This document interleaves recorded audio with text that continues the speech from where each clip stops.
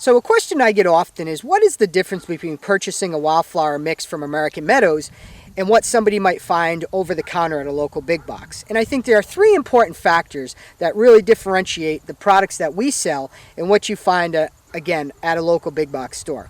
First being, everything that we sell at American Meadows is 100% pure wildflower seed. There are no fillers in any of our wildflower mixtures. I'd like to take a look real quick at this kind of meadow in the can that I found at a local big box store. And on the back of it, you'll notice that this mixture is actually only 23% flower seed and the rest is filler. So right away, you're not buying pure seed. Secondly, I counted there's about 15 varieties of flowers in this mixture, as opposed to this wildflower mix from American Meadows has about 28 different varieties in it. So as you can see, almost a 2-to-1 ratio of getting more varieties, which is very important in a wildflower blend versus what you might find in the big box. And lastly, and most importantly, I personally feel, is that all the seed that we sell at American Meadows is lab tested. We test it for germination and purity to ensure it's always the highest quality seed that you're purchasing from us. And I think that's really important ultimately in the overall success that you have when you purchase products from American Meadows. You're getting high quality seed, great variety, and it's always 100% pure flower seed. So as I touched on earlier, all the products we sell at American Meadows are 100% pure seed.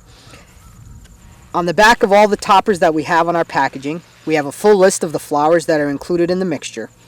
And as we pull that off, we always want to keep that handy because we also include our full planting instructions as well too. And these planting instructions can also be found at our website at americanmeadows.com. So we always want to keep that handy, so we're going to set that aside. We take our pound of wildflower seed, which we have here. We're going to take it, and I like to just dump it in a pail here.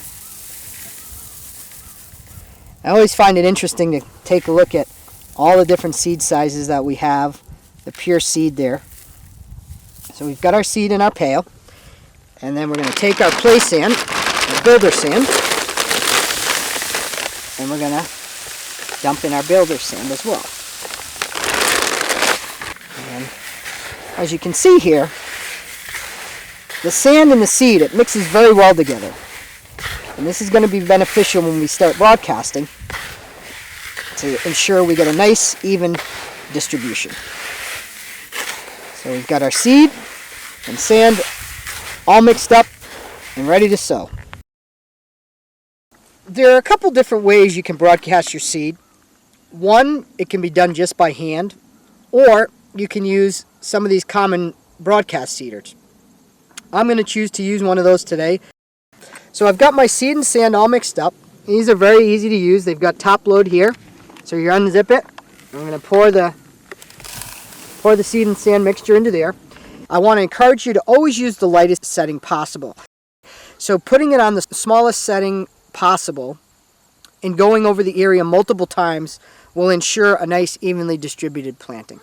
Once you've sown your area with a seed to sand mix, you'll want to go over it several times with a roller or similar method to gently press your seed into the prepared soil, ensuring good seed to soil contact and aiding in germination process of your planting.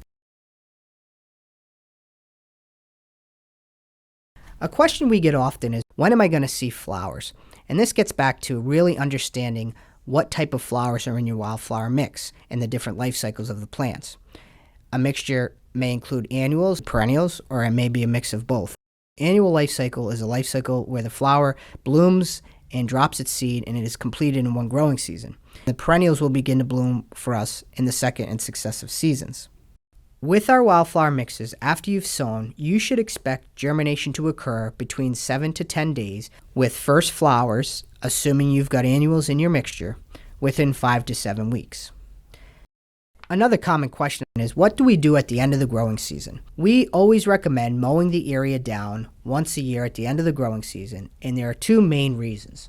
Number one, if you are planting along tree lines, you will have natural succession occur quite quickly within the next couple of years if you do not mow it.